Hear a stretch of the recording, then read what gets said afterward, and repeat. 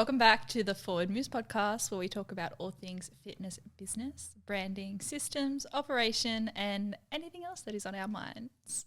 Love that intro. Yeah. That was great. We're getting there now, aren't we? Getting there. So this episode is actually part of the Founder Diaries series. The beginning of it. But Kira is with us today for this episode because I actually think it's going to be really great having a different perspective on what we're about to talk about. So if you have been around for a really long time, if you are an OG follower, you would know that we went through a really significant business milestone last year, and that was actually closing off half of our business. Yeah. It was a really hard time. And I actually want to talk about it because I think it's important to talk about the business failures and the pivots that we have made. There's been lots of comments made to us around how big the pivot was. Yeah. And how much we have really improved as a business overall. Yeah. So let's talk about it because I feel like when you look at Forward Moves from the outside, it looks really put together. Yeah, we've got professional branding, we're professional online, we have authority with what we do. Yeah. But this has been made from a lot of failures. Yeah. Like a few and different and so many things. Like, no, we are put together. Absolutely. We are put together. We know what's going on, but hey, just because something looks good online doesn't mean that it's been amazing behind the scenes. Yeah. And I really want to talk about the failure that brought us to where we are today, because like our clients, and the reason why I want to talk about this episode is we changed our business completely. So we changed the entire identity of our business, and we had to step away from the business name that people knew. We had to step away from the services that people knew, and that was really scary. Massive. It was huge. It's literally changing everything you've done and what everybody knows you for. Yeah. And becoming a whole new identity. And the scary part is that people know your name already. Yeah. And the risk is changing. Oh, and honestly, thinking about it now, it's like, God, it was unhinged. Yeah. How we just ripped that Band-Aid off and just... Oh, you're telling me. completely changed it. So although I can give a founder perspective on it and lessons, I think it's going to be really great to hear from Kira around what it was like being a staff member through this time. Yeah. So let's take it all the way back to the days of MA Services. If you've been around, you know that MA Services was originally our business name. MA, not MA. And MA Services was really a result of winging it. Yeah. Let's be real. When someone asked for a service, we were like, sure, let's add it into the suite. Why not? Because as a founder in the early days, when someone asks for a service, that's your income increasing, that's your revenue increasing. And I think throughout that period of time, I was only looking at top dollar. I wasn't looking at bottom dollar. Yeah.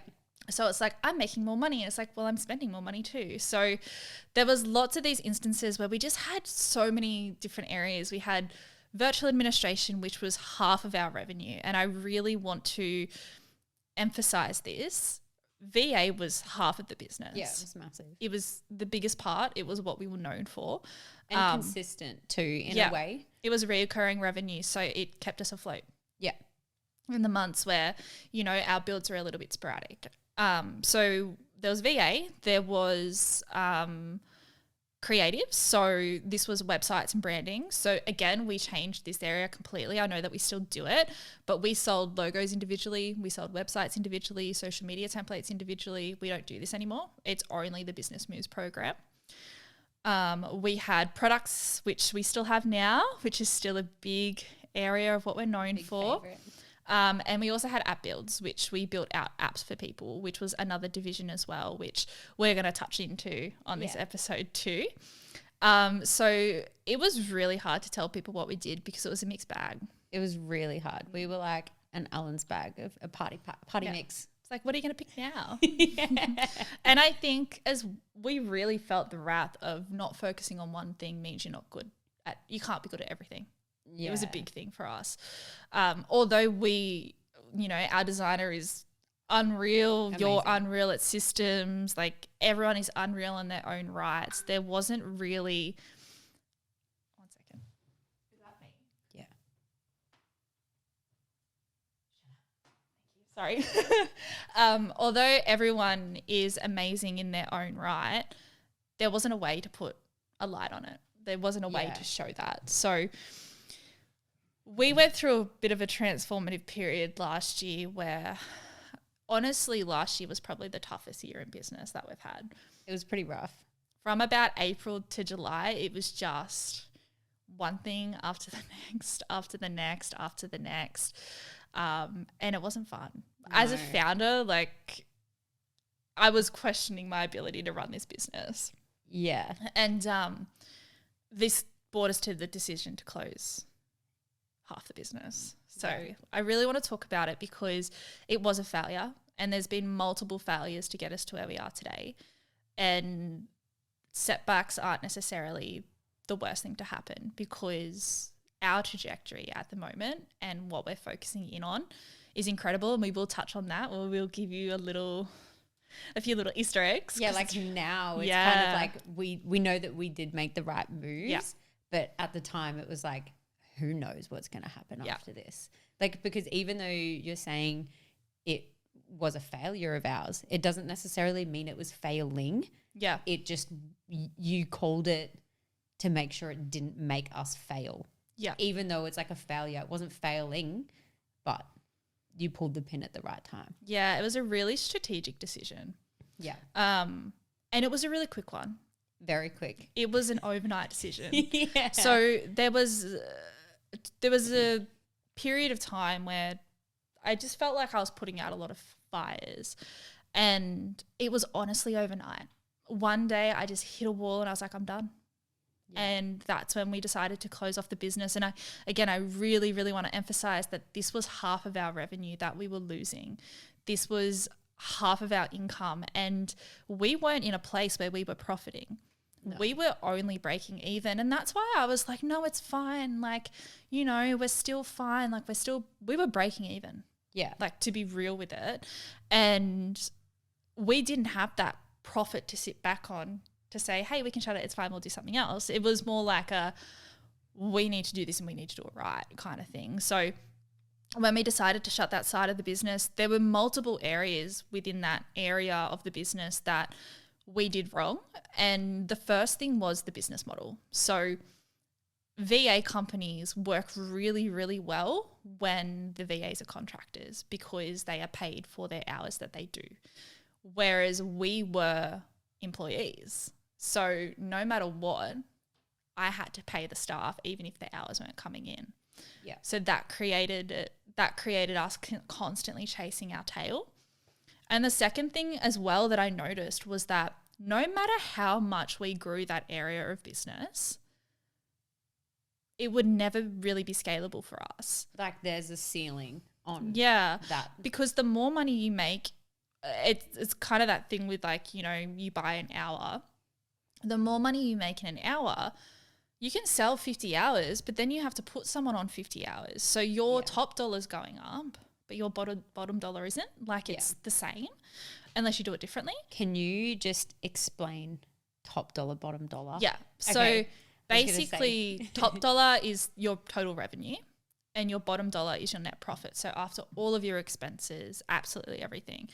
So say, you know, someone purchases an hour of VA for $50, right? Sure, you make that $50, but then you're obligated to pay someone $30 of that 50 and you take home 20. So yes, you're making more money, but you're also having to put out more money in order to run that service. So the way that we set up the business model, it wasn't adequate. Like it worked, it did work, and there were times that, you know, it worked really, really well, but for it to be scalable, it didn't work. Yeah. And it was something that we were constantly chasing our tail on. And I think from the outside looking in, it did look really successful because it was our core offer. It's what we're known for. But that was also a year of just breaking even. Yeah. With that side of the business. Yeah. And it was like really difficult to shut down because not only is that reoccurring revenue going away, it was like, well, that's my security blanket gone. Yeah. That's the bit that's been constant this whole time, and you're going to remove it. And like, yes, you're breaking even. That's why I kept being like, no, we're fine. We're fine. because you couldn't imagine not having that revenue coming in, because then that not coming in, not fine. And even though it was coming in, I was just so focused on it's coming in anyways, it's fine. I wasn't looking at what was going out. Yeah. And it was like, we're never going to, and again, this is, if we did it the subcontractor way, it'd be different. Yeah. Absolutely. And also the only way to make it more scalable was to put up the price of what we were charging people. Yep. And that's when people started to be like, oh, no. Like, yeah. And it was too much. It was really difficult. It was hard. And that was one of the biggest, I think, failures that we've had as a business. But in a way, it's also the best thing that's ever happened to us, because what has happened since we made that decision has been, I can't even put words to it. No. Like, it's been, and when we shut down that division, it was expensive, because when you shut down certain areas of business, it costs a lot of money.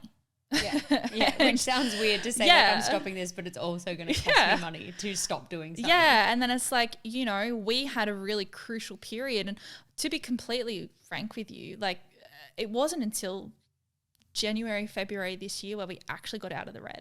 Like, we actually sorted it out and managed to build it to get to where it is today. And this is a really vulnerable topic to talk about, because a lot of business owners don't like talking about this because they feel like failures, but this is business. Like, failures it took us 6 to 7 months to clean up everything that was going on. And throughout this time, we made a lot of investments too. Yeah, we had a lot of outgoings the whole time as well. But it isn't till earlier this year that it actually all tidied itself up. So that failure was a 6-month cleanup. Yeah. That's a big cleanup. I remember it must have been January. And I think you were like, oh my God, we might be in the we might be in the green. Like, oh my God. And then I think we missed it. Like, we just missed it. Just shy. Yeah. And it was December. It was December. And we were like, oh man, like, going into 2024, we didn't get the green. Yeah. But yeah. And I think there's a lot of other things too. Like, we first of all had to take care of the clients that were under that area of service. And that was a difficult time. Like, it was obviously really sad, because a VA becomes part of your business, and that was difficult. And then, we also had people knew us for VAs. So when we put the notice out and said we're not offering it anymore, everyone was like, well, what do you do? Yeah. And so it was the education around, this is what we're turning into. Changing what people knew us for. But also, I will say back on that, like, the sad part about closing off that service with clients, we are lucky that we had really good understanding clients. Yeah. Like, we had such understanding clients. Yeah. Because it was just a pivot that we needed to make. Yeah. It was a big one. Massive pivot. It was like, we changed the complete business model. Yeah. We completely changed we changed the whole trajectory. And although it seems like we still do offer some of the same services through products and websites, we do. Yeah. But in a different capacity. Yeah. And we're specialized now. It's not just we'll build your website. Yeah. So that was a really, really big failure. And I think it is a bit of an elephant in the room, because a lot of people are like, well, why? What happened? Like, and I just want to be frank with it, is that not everything you do is going to work. And unfortunately, you need to learn that the hard way. Yeah. And we learned it the hard way. There were lots of times where, I was crying on a Zoom call and Kira was like, hi. Everyone in the team kind of knows that, like, I'm not the most empathetic person. So you're like that meme with the broom. You're like, I'm like, pat. Like, I'm like, I don't know what to do. But I think that's also helpful in a business sense, especially when somebody is like high level, like emotions. Well, having a soundboard that. Yeah, I think as you were only manager at the time. Yeah. Lisa didn't become a manager until a bit later. September. Yeah. Yeah. And so you're the only one that I could really soundboard to. Yeah. And like as a founder, I'm obviously connected and emotionally connected to the failure, because I'm like, I failed. But as like an employee and as a manager, because all of a sudden you're like, I have so much responsibility now. Yeah. Like the business is my area. Yeah. Like what was that like finding out? and having the realization of, oh no. Honestly, like it was actually pretty scary because a part of me was like, oh my God, if she can just shut down half a business, like anyone's job could, like your job almost becomes like scary. Like it becomes like fragile at the same time. And then all of a sudden you've got like this sense of ownership to be like, okay, well, we better make sure that this works. Like if really, if I want my job to be secure, I've got to work hard. Like it was kind of a situation like if we want this business to run because we love working for it so much, we got to get it together really quickly. Yeah. And I feel like that period from, you know, August to September, I can't even remember dates because I've like it's all a big blackout blur. Honestly, for me. I don't even know how we're out of sight, April. out of mind. Like I don't want to think about it. Like that is how hard it was on me as a founder. Like I genuinely remember being so emotionally unstable because it was so difficult, and it's just I don't want to think about it. Yeah. And even though I didn't know like how much, like before finding out about the closure, even though I didn't really know how bad or stressful things were, like I could almost tell that like, just something wasn't right. Like you were very stressed. I was always stressed. And I think post-closure, we've had a better relationship. Yeah. Because I've used you as a soundboard more and I've let you in on what's going on. Yeah. Behind the whole management team I also think that it's just been easier having less, what is it, like your fingers in less pies, or is it, what is this? Less offers. Yeah, like less offers, like that you weren't as like stretched. Yeah, you weren't stretched across so many different areas of the business that like we've been able to hone in and come closer as a team because everyone's kind of connected now, where before we were all very distant from each other and doing our own thing. Like Ray had no idea what was going on in VA. No. Like you were off in your own little world. It was like having 4 different businesses and we weren't in alignment with what we were telling our clients. Like you need to pick a niche. Yeah. And we were like, we're niche, we're fitness. We were not niche. We had so many offers, but now everything really interconnects quite well with what we do. So I feel like from the period of August to September was just wild. It was putting out fires every single day. Yeah. And it was just, I guess, tidying up a lot of mistakes made. And that is only expected in business because we're brand new. Like it's not, we were 2 years old last year, a year and a half really. So like tidying up so many mistakes and, you know, like another thing, we had a lot of opportunities come our way and we accepted a lot of opportunities, but in the grand scheme of things, what trajectory was that putting us on? Yeah. Like what that it kind of attributed to who are we? What are we doing? Like we just didn't have our own business identity. Like that's what the problem was. No, and I think maybe that was like we found it exciting like to also attach ourselves to other people who were like in the same industry, but it didn't necessarily mean that it was going to help us. Like we didn't know that it wasn't going to be able to help us in where we wanted to go because we didn't know where we wanted to go. Yeah, we were just really lost. Yeah. And like I still do back our decisions that we made, but I think it was a really big lesson in opportunity isn't always what it looks like. And it was really hard. And so when we're going through this period, there were lots of changes. There were business name changes, lots of structural changes. And as an employee of the business, were there moments where you were just like, what is like, who am I working for? No, I think that I kind of just saw it as like, I could just tell how stressed you were.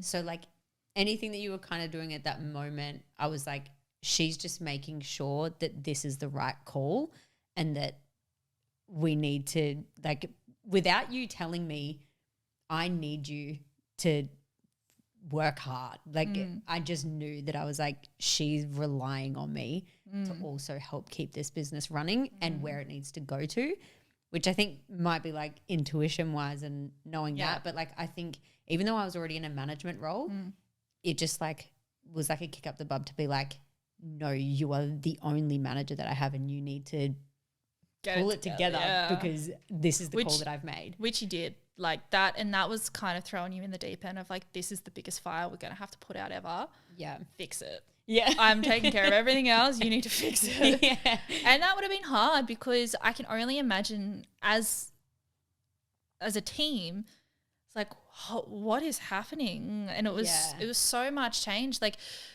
for example, we have 2 offers now. We have a membership and we have a business moves program, and it's all internal and that's it. And that's all that we have. Like, it just would have been chaos. Yeah. And I think like, because also there was so much happening in the back end that like you couldn't actually tell everyone everything that was happening either. And I think that was also like scary because it's like, well, I know you can't tell me everything, but like, am I good? Like, and you kind of just have to be like, okay, well, I've just got to assume that I'm all good. Like, and that's the thing, like, as a business owner, you can't guarantee things. Yeah. Like, you can't guarantee if everyone's going to be good. Like, and that would be so much stress on you as well to it was like you have the responsibility of us. Like, and it's like, if one of these guys leave me, I'm up shit creek without a paddle. Like, if one of the team give up on the vision now when it's in shambles and there's no vision to even give up on, I am like up shit creek without a paddle. But I really think like it's going to make me emotional, but the team pulled it together. Like, you know, how many? 6, 5. I think there were 5 of us active at the time. Yeah, and Tay came back in the new year. Yeah. We pulled it together. Yeah. And, you know, one of the best things I ever did was bring Lisa into the management role. Yeah. Because the bloody structure that she gave me and you, like you know, she kind of like wrapped us up and tied us up and was like, no, it's okay. Like, she got everything else out of the way when me and you were just like exploding and trying to make business growth work and talking to clients and talking to staff. And she was just like that backbone that we needed at that time. Yeah. Bit more organization in our loosey-goosey world. I was like, I need organizations. You got this. And then Kira can just go and just, yeah. It was a lot. And I think it was also really exciting. Something that I never lost was the vision. Yeah. At that point, I had no vision, but I work really closely with someone who advises me with the business, and we started talking about a new vision. I was like, oh, this is going to work. Like, this is really exciting. And I started selling that to you guys, and I think that's when everyone was like, oh my God, this is going to be really, really exciting. And I don't know what it is, but like even when I first started with when it was MA, like the first thing that I knew, I was like, oh, this is a fresh business, ground up business. I'm going to get in from the start, help build it. Like that was always my goal, was to be like, yep, I'm going to help build this business. Like, that and I'm going to be though. Didn't have much on it. No, I mean like it'd be so good from building a small business. Right. Yes, to have it on the resume kind of thing. But then even I was like, well, to be fair, building this business, I wouldn't even need a resume because this is the business I want to build and be a part of and grow with it. And as it grows, be one of those new, like the founder employees of it. So that when it was all changing and it was growing, I was like, right, this is what we're doing. I think it was really exciting. It was really exciting when Forward Moves came to be. Yeah. That was, although it was the worst time of my life. And like for a bit of context, I had moved to Sydney as all of this had happened. So I moved from Newcastle to Sydney. My partner got relocated for work. I had no friends. Yeah. I was in a random town by myself that I didn't know anyone, and I really didn't like it. We were living, you know, out west, and I'm a small town girl. Like Newcastle is beautiful if you're from here.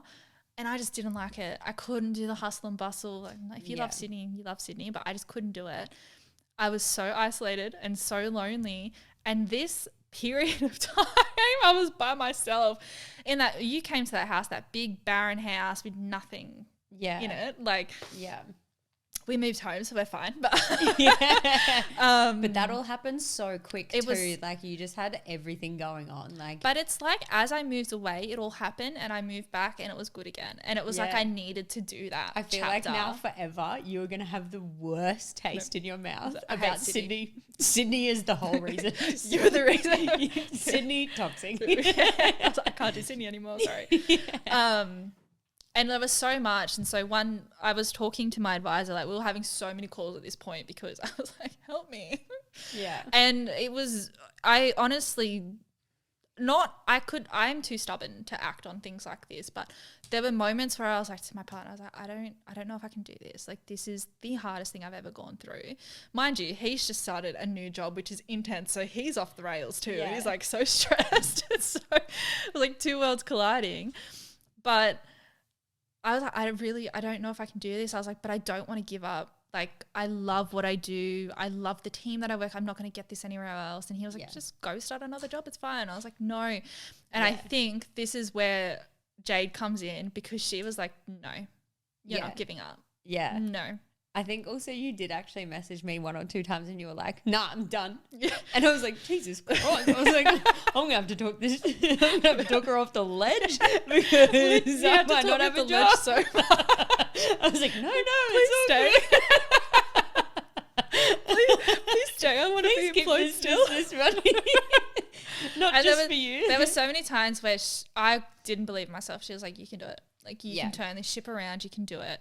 And it was going back to, re-educating everyone who we were, like really building that authority again. And we did a bit of a launch strategy coming into Forward Moves and it was pretty successful. It was pretty cool. Our views were up by like 1,000 on the stories. Yeah. People were like, tell us the name. Yeah. Like because we did a launch strategy where we came up with a name. We'll talk about that name story in a second because that was hard too. Yeah. And we didn't drop the name. We dropped the initials of the name. Yeah.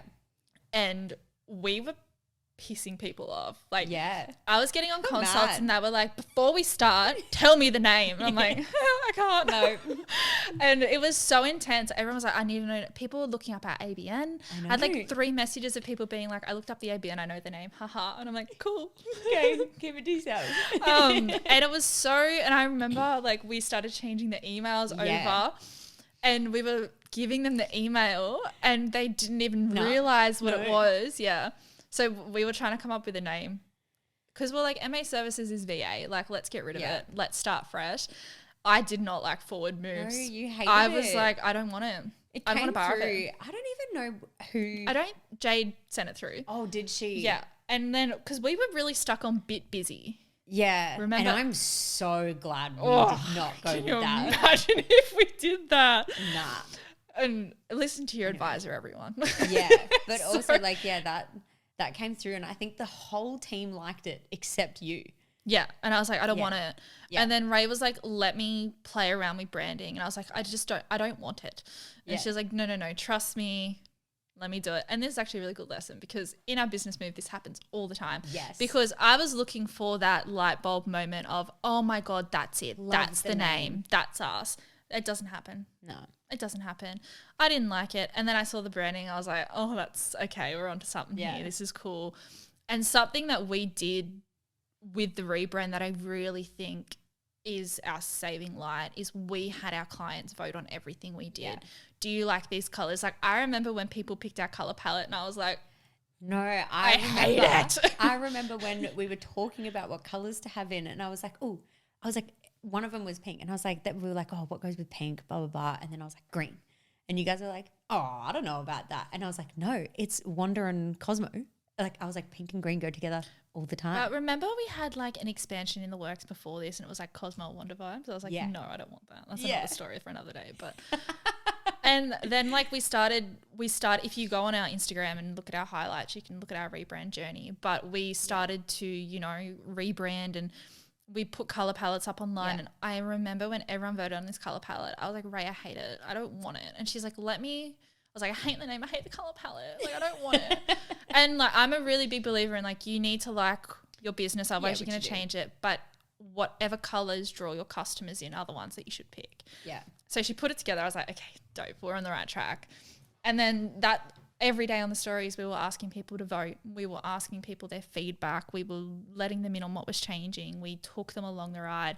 We invested in Moxo, which honestly is our lifesaver, hey? Yeah, it is good. Very good. So we internally have a software called Moxo, and how do you even explain what it does, hey? It kind of takes you through your entire build step by step, and it just makes it really neat and tidy that every step that we're doing is categorized into that step, so that anything that we've done throughout the build, you can find it essentially against that step, and it kind of just lists it out, and it makes it really easy that like you're not having like 20 different topics happening at the same time, because you're just focused on the one step and then you move to the next one, and it just simplifies it. That was one of the things everyone was like, where am I up to in the build? Yeah. And now we never get them questions. Now we're like, you're in week 3. So like basically it's a portal, and you log in and you have like the business moves flow, and you log in, you click open, and there's interactive to-do lists. So like week 1, do this, do this, do this.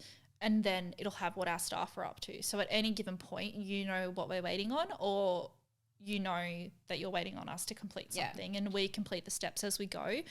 And the steps have the ability for us to comment in. So like, for example, if we're talking about logos, Ray will comment the logo in the logo step, so the customer can go back through and click on it and see the comments rather than scrolling through a big chat. So we invested in that at that point. And it also has what staff members assigned to that task, so you know exactly who you need to talk to for that step. Yeah, and it's got bookings, everything goes through it now, besides my Calendly. Yeah.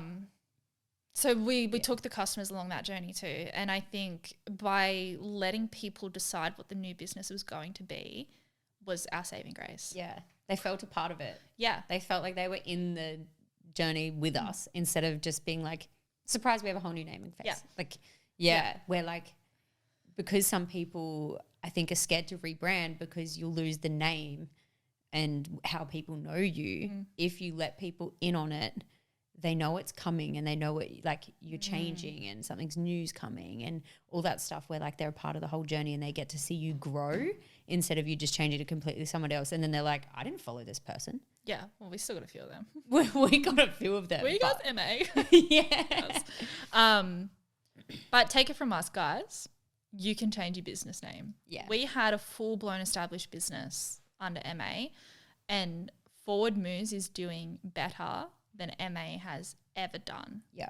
Just from the rebrand process. Like, even just looking at our Instagram page, you can tell that we've leveled up professionally. Yeah. So I think it's a really important lesson to note that only the best things come from failures. Like, and if you're failing at something right now, it's okay to give up on it. I think that's it's good to be persistent, but don't be persistent about the wrong things. And it comes down to intuition. In my gut, I just knew, I can't do it anymore. But also, like, it might be a failure, but like what people say, just because it's a failure, like, just make sure you learn a lesson from it, and not like take it as a failure and be like, I failed. Like, there's always going to be so many lessons in the failures, and as long as you grow from them instead of letting them like knock you back, then it's a win. Absolutely. And I think, it's just, I can't even express how good it's become. Yeah, it's been great. It's just so good. Yeah. It's so much fun. Yeah. And I honestly, like, we used to tell people, like, don't be scared to niche down, but we weren't niching down. Yeah. Like, and now that we've niched down, like, we've just nailing the briefs, like getting better. And like the girls know exactly what they're doing, what their job is, what roles they have. And like good at it. Yeah. Like, don't mind me. But we are good at what we do because we don't do anything else. Yeah. That's it. And it's gotten to the point now where we've been quite picky. Like, do you do branding alone? No. Yeah. We won't do branding without systems. Yeah. And do you know what is a testament to you though as well is allowing the staff to thrive in the roles that they are good in and allowing them to progress. Like, I remember one time I had a review with you and I was like, look, I don't love this part. So if I have to do it, that's fine. But just letting you know, like, I don't really love doing that. But if I could do more of this, I love this and blah, blah, blah. And like giving you an insight into how I actually work better as an employee and you allowing us to grow in those areas and then outsourcing the other tasks to somebody else that does do it really well, like within the team, which is really good. Everyone plays in their strengths now, which is what you got to do for people to enjoy their roles. Like at the end of the day. Yeah. At the end of the day, people leave bosses, not jobs necessarily. Yeah. Yeah. More so. I'll take offense to it. That's right. I'm pretty sure you've written somewhere in white writing in my contracts I'm never allowed to leave. So that I've somewhere signed off on along the line. Genuinely, like, since this closure, and it was a really public failure too. People knew that we failed, and it was really hard as a founder. And from this, like, so much good has come from it. We are honestly, the team is so happy. Like, we all work really, really hard. We're all really good at our jobs. We went to the Fitzbo this year. We exhibited at the Fitzbo, and it was super successful. We started a podcast. Yeah. We have been able to invest in technology, which is going to be the future of the company. Yeah. There has been so many opportunities that have popped up from making that one wrong decision, or that one decision that felt wrong, but it was right. Yeah. So I think, it's just so important to pivot. Yeah. Pivot.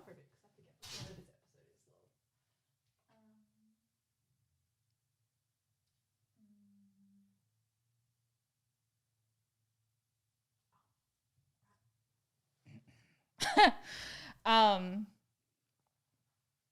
think I was going to ask you.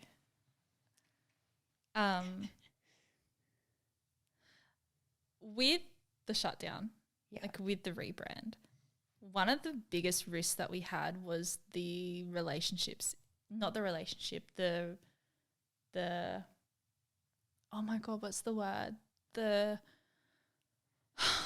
vibe of the team, like you know what I mean? Do you know what I'm talking about? Yeah. Like, you're just asking, like, how different it changed. No, I mean, like, we had a really big risk because, in failing terms, I'm not a sole trader, so if I failed by myself, that's okay. But we had so many different other factors of keeping the momentum high in the team, like keeping that energy level high and making sure that they're all really happy and they're all feeling confident in their roles, and, you know, educating people in our new office and bringing people on board. Like, at that time, guys, if you're not using a recurring revenue model, do it. Like, get it. Because at the time of shutdown too, we had pay in full and pay installments. Yeah. Do you remember? Yeah. And it was like, when's the next time we're going to be paid? Yeah. Yeah, true. And it was like, when is the next time we're going to get paid? Are we going to make enough money this month? Yeah. It was really, really difficult. So it wasn't just like the risk of shutting down. It was the risk of, what's the longevity in this business? Like, we have no choice but to make this work. And I feel like, I cannot think of the word, but like within the team itself, like, it was trying to keep that energy level high. Yeah. To know that, like, what they're working towards will keep going. Yeah. Yeah. That was hard. That was hard, because also I feel like it was primarily on you, because you take the consult calls. Like, you take the calls that people are coming on board for. So it was kind of like. And then it was also that disconnect of, you know, we're onboarding 10 people this month. Well, that's a lot of work. Well, we've got no choice, guys. We've got to do it. Yeah. Like, it was, I feel like this was really good for us because it forced me to communicate with the management team. I was like, this is the reasoning behind why I'm doing this. Yeah. Instead of just being like, we said that we would cap things at this and whatever, and then if things change, we'd be like, oh, why did she change it? But now it's like, oh no, I understand why things are changing and why things are happening so rapidly, and why we're just bringing on, like, why we decided everyone gets put on at the start of the month, and then we're onboarding people all randomly throughout the entire month, and we're like, what happened? Yeah. Where it made sense, where I was kind of like, yep, bring them on. Like, you said one thing, but we're doing another. It's like, we've got no choice.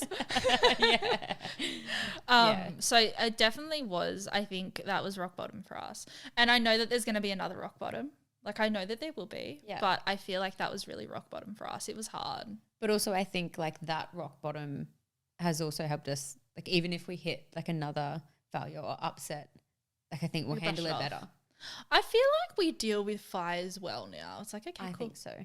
But also, like, we lost our office. We couldn't have an office anymore because we couldn't pay it, because we had to be careful with finances. Yeah. We shut down nearly half of our platforms. We really had to, like, rein it in, kind of thing. Like, it was really intense. Yeah. Period. Like, I remember you just messaging me and being like, we need to go through our entire subscriptions and I am yeeting everything, anything that we are not using and what we can use a free platform for instead. Yeah.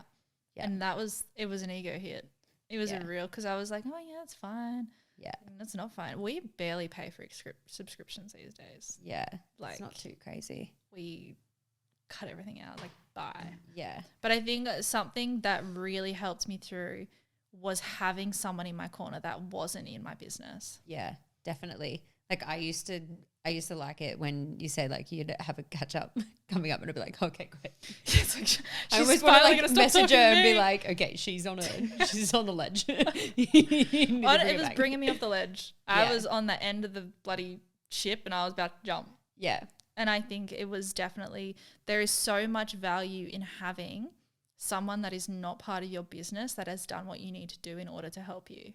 Yeah. An unbiased opinion for either wanting it to work or even giving you the advice of being like, no, like it's not going to work. Yeah. Which I got that so much. Which was kind of the part of the reason why you also shut up the business. Like, so it's like they could have taken you either way.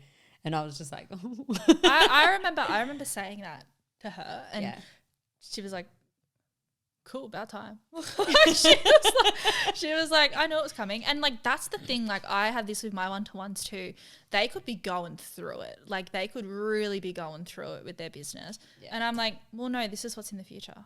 And they're like, how can you see that? I'm like, cause I'm not upset. I can see past that. So get someone in your corner that's not in your business. Yeah, for sure. But also have a good team behind you. Yeah. But also was it super stressful knowing that like you pretty much have the responsibility of like four or five other people living and being able to afford to live? I think it's just a responsibility you have to take as a business owner. Like I never really think about it because I was in jobs like that before. Yeah. I think it's more that this is coming from, I have had some terrible bosses. Like I've had some terrible fucking bosses. Like, let's be real. Like genuinely going home in stress rashes, working 18 hours a day. Like I'm not even lying right now. Like it was intense. Yeah. And just, I remember the emotional abuse was so bad at one job once. Like, and I feel like I hold myself to a standard now where I don't necessarily want to be the cool boss because a boss is a boss and you need to be a boss. But it was more that I just want to take care of these girls and I don't have the ability to do that right now. Like, and I can't, there's only so much you can roadmap. Like there's only, as long as, you know, we hit our goals, you get this, this and this, but we all know how quickly that falls through in small business.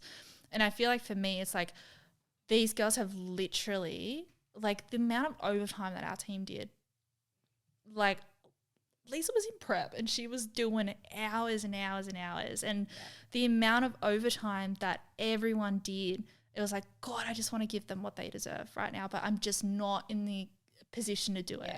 But I feel like also with everybody doing that, I think they could all, like you made everyone know that there was an end. There was like the end goal. There was the vision. Yeah. And I remember us talking about it and we were like, we just need them to be able to know that like there's another side. Like we will get to the other side. We just have to grind it out right now and we'll get there as long as everybody pulls up their socks. Like we need everybody in on this. Yeah. And it's a small business. That's what staff do. Like, and everyone has their role in the business now, but no, that's just a responsibility you accept as a staff member. And that's the thing, like, you know, I take it off my plate. If you like, I go without that. That's just the responsibility of owning a business. That's the mindset that you need to be in. But now we are at the light at the end of the tunnel, which, oh, thank God. I think like the Fitzborough was a sigh of relief for us. We were like, a part of me always thinks that like, a part of me is always scared that like the light at the end of the tunnel is a train. it's like gonna keep going further, the light further at away. the end of the tunnel and we're about to get run over. But it was like, so I'm not even lying, 6 months ago, it was shambles. And then we're at the Fitzborough, we're like, wow. Oh, we did that. Look at us. What did we do? Like, how did we do this? Go? Like, what's going on? And now, like, we've got the software building and do you know what I loved that I think was like a beacon of light at the Fitness Expo was the first person that came up to talk to us was like, I came here specifically for you guys. I came straight to your booth, and we were like, oh, stop it. We were like, stop that crazy. Right now. But also the other bit that I remember is they walked up and they started talking and everybody else was quiet and didn't know what to do. And then personality hire over here, I was like, blah, blah, blah, blah. And you guys are like, oh my God, thank God Kira's here. Yeah, it was always. So funny. Thank God Kira's here. Because all of us are so quiet. You're the only one that's loud. Like all of us are just like. But then from there, everybody was like, oh, yeah, got it. But yeah, that was so nice to be like, we were so nervous going into it because we didn't know how it would go. Yeah. We didn't know if we were going to be busy. We didn't know if people would come see us, especially because it was missing that B2B part. Yeah. So to have people coming up to us to see us was kind of like surreal. And like, let's keep in mind that we took this investment risk whilst we were going through the cleanup. Yeah. So like we took a risk on top of a risk to get to where we are. But I feel like it did really well with positioning. I think so. Which was really good. And now our meetings, instead of, hey, we're putting out fires, it's like, hey, this is what the future's going to look like. Yeah. And it's really exciting thinking about the tech. Yeah. Yeah, it's going to be so. Wait. I know. It's like, how does it work? Yeah. You just trying to explain what's inside your like brain dump. to the rest of us. But yeah, it's been a journey. But I wanted to make this podcast because we have so many people that look up to our business. And in a way, like, it is a really good professional business. Like, we have all our T's crossed, we have all our I's dotted, we have systems, we have processes, we do things professionally, we invest money where we need to, and I will credit myself on that. Like, we've done that. And I think a lot of people forget that we're putting out fires in the background too. And throughout the time where we were looking really professional and we were putting things online and we were growing our business, the absolute hell on the other side was just unbelievable. And I think that's a good reminder for people as well. Like, if you're a coach that is struggling, and you're looking at all of these other coaches that are looking like they're killing it and they're doing well and they've got nothing but profit and posting their revenue and stuff like that, like, you don't actually know what's going on in the back end. Like, they could be putting out multiple fires and you have no idea. So like, don't feel bad if you're also going through it and struggling, because other people are struggling and you just can't see it. Yeah, and you've got to remember that the people that are doing that, they've probably gone through what you're going through, and they're just a couple years ahead of you. So in a year's time, that might be you doing that. You might be posting that kind of stuff, but don't never have comparison against yourself. Like, I went through this where I was comparing myself to a lot of people, but it's just really important that if you put energy on that, you're never going to grow. And I used to look at people all the time and be like, they're doing so, so well. And sure, they might be doing absolutely fantastic and they should be very proud of themselves, but they're probably gone through the exact same thing that we did. Yeah. And it's just a lesson that it's the due that you need to pay in order to get there. Yeah. And like they say, comparison is the thief of joy. So and stop trying to skip chapters. Yes. Seriously. Like, you're not going to make $100,000 overnight. It's not going to happen. You need to put in the work, and you're going to have to put out fires, and you're going to have to make some mistakes and learn, because that's the best way you're going to be able to grow. Because trust me, doing what we did with our customer base, and I'm talking we had 300 or 400 customers at the time, doing what we did on a greater scale, it is not fun.